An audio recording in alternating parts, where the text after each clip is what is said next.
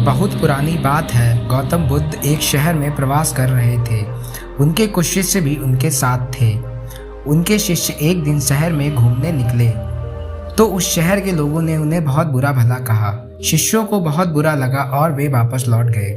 गौतम बुद्ध ने जब देखा कि उनके सभी शिष्य बहुत क्रोध में दिख रहे हैं तो उन्होंने पूछा, क्या बात है, आप सभी इतने तनाव में क्यों दिख रहे हैं?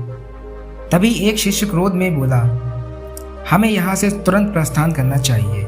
जब हम बाहर शहर में घूमने गए तो यहाँ के लोगों ने बिना वजह हमें बहुत बुरा भला कहा।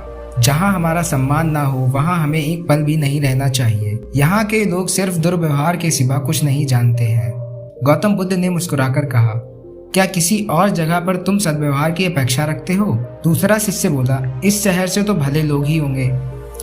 तब गौतम बुद्ध बोले, किसी जगह को सिर्फ इसलिए छोड़ देना गलत होगा कि वहाँ के लोग दुर्व्यवहार करते हैं। हम तो संत हैं, हमें तो कुछ ऐसा करना चाहिए कि जिस स्थान पर भी जाएं, उस स्थान को तब तक ना छोड़ें जब तक अपनी अच्छाइयों से वहाँ के लोगों को सुधार ना दें।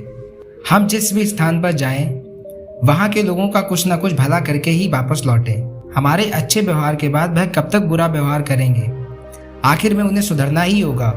वास्तविकता में संतों का कार्य तो ऐसे लोगों को सुधारना ही होता है। सही चुनौती तो वह है जब हम विपरीत परिस्थितियों में खुद को साबित कर सकें।